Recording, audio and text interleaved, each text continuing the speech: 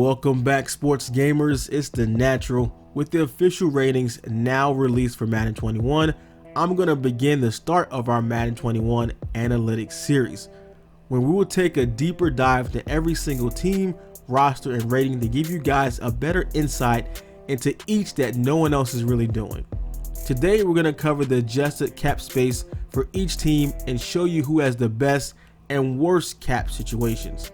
The adjusted cap space looks out into the 2021 cap and adjusts for the amount of players on each team. Commonly, players incorrectly look at the year one cap number. However, it's the second year that's most important in Madden franchise. Speaking of, please drop a like, subscribe, and share this video with the hashtag #FixMaddenFranchise so we can keep the pressure on and keep the movement going. Okay, let's start out with the best cap situation in the league. Of course, I'm using Madden 20 rosters as we do not have access to Madden 21 just yet, but let's get started off with the Jacksonville Jaguars. The Jaguars have some serious needs talent-wise. Fortunately, they do possess the cap to acquire said talent. The Jags still need to make a decision on Yannick Ngakoue. Now, I'm not sure why anyone wouldn't re-sign him. I mean, he's a complete beast and pretty much their main pass rush threat.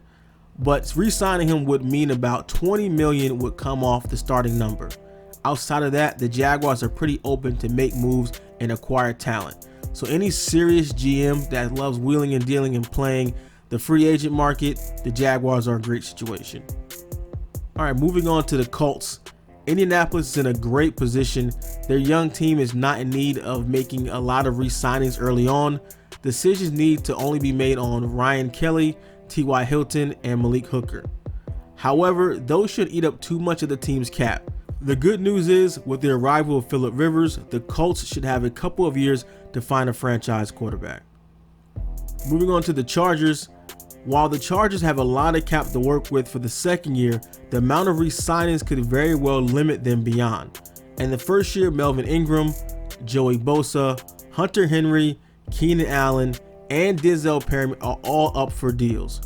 Quick math tells us, assuming all but Perryman get upper tier deals, the cap situation will be around $20 million or so when it's all said and done. The departure of Phillip Rivers definitely helped the team clear some cap room to bring in some young talent, but they have a few really good players that they have to sign. All right, moving on to the Patriots, America's least favorite team outside of Boston. The benefactors of a large amount of dead cap coming off the books, about $24 million. The Patriots will need to use the cap to replenish an aging roster. They have pretty much the oldest roster in the league, of one of the oldest. In terms of re-signs, it'll be up to the owner. If you want to re-sign Joe Thuney, Dante Hightower, Mohamed Sanu, or Jason McCourty, none of those which are great Madden investments at this point. The biggest question here will be the future of Cam Newton on the roster and what the next contract may look like in game. So if you're a believer in Cam Newton, you want to lock him in for a long term. I mean, he is on the older side, but if you can get him upgraded from star to superstar dev and kind of bring that old Cam Newton back, he'll be worth the contract. If not, it might be time to move on. And last on the best situations list, the Redskins, or the team formerly known as Redskins, now known as the Washingtons, or the Washington football team. Similar to the Colts, the Redskins are really young and well off in the cap department.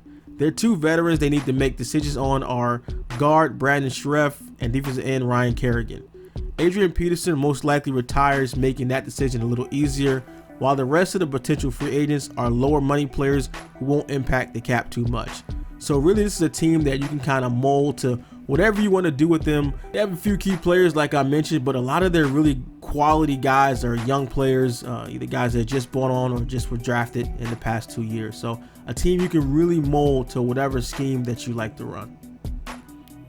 All right, now getting on to the worst situations in the game, starting off with the Chicago Bears. One of the worst situations in last year's game, the Bears are back yet again in some serious cap trouble.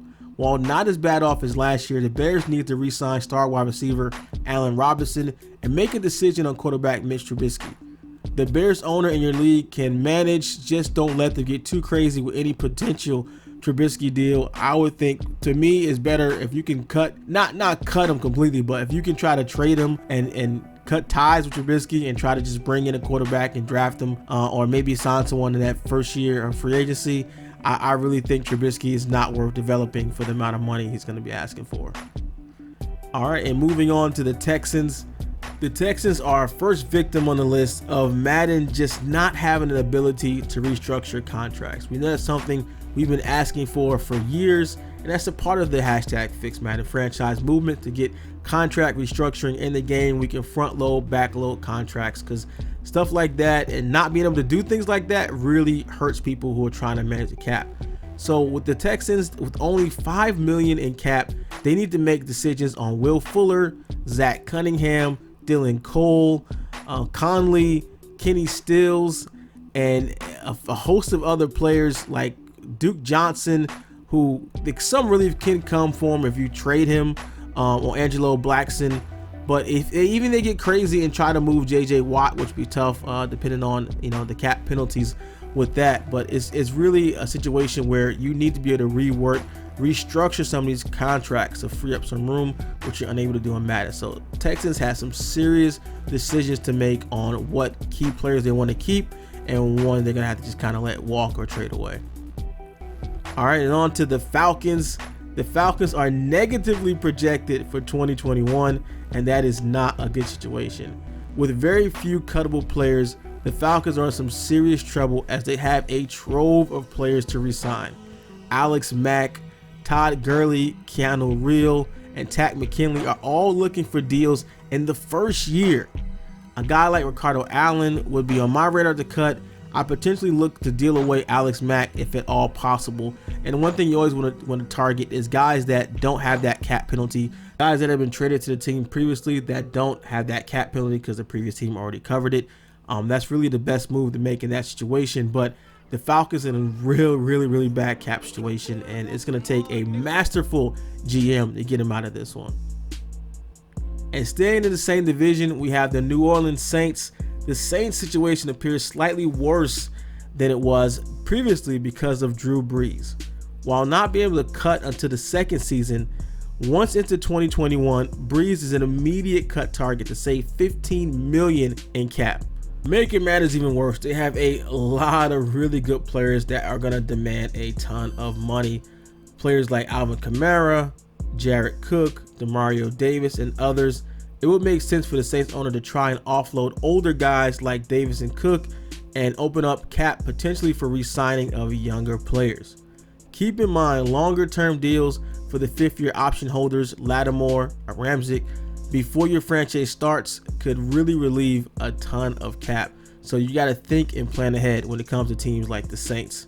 But it's going to be not easy at all. You're going to have to be a very crafty GM to make these things work. And Drew Brees is the top quarterback, so not only are you going to have to try to move on from Drew Brees, you're going to have to try to draft or bring another quarterback in that can kind of take over for him. So you don't want to be just left with no franchise quarterback and a jacked up cap. All right, and the last team on the list, we have the Philadelphia Eagles. The Eagles are in a really bad space inside a franchise, not even getting into the re-signing piece. The Eagles simply don't have enough players who can gain enough cap by cutting them. Even elite guys to get you positive cap-wise. They are so jacked up. This is another team that just really hurt the fact that you cannot restructure contracts. The Eagles rely on the restructure mechanic to make this cap strategy work in real life, but in Madden, that mechanic just doesn't exist. So you're going to really have to rely on your league commissioner to have a plan with this team, because I don't care if you're a cap savant, if you're a Madden franchise master, no one can save the cap on this team. League commissioners need to have a plan with the players and see how this is going to be handled with this team. I recommend allowing the owner to trade guys with heavy cap penalties and then allowing them to the commissioner clear the cap afterwards to make the roster manageable. If you just go in and just try to have a regular franchise strategy with this team, it's not going to work. Their cap is just jacked up, but that's how they manage it and rework it in real life. And the fact that you can't do that in Madden is a major hit for this team. So that is it, and I'm going to go and show you guys the full analytics chart here and you can see the ranking from 1 to 32, starting from the Jaguars, we start number 1, all the way down to the Eagles. You can kind of see what teams are in between and their adjusted cap, and how tough it's going to be to build and work with that team. So have the chart on the screen there. You guys can check it out, and let me know in the comments below what you think. Where does your team fall on in this cap chart, and what strategy do you have in going into franchise mode next year for the team that you plan on playing with? Let me know in the comments below. If you enjoy our content here at SGL, like, subscribe for more news, reviews, and tips from your favorite sports games. Want to take your game to the next level? Join us on Patreon and become an SGL Insider today.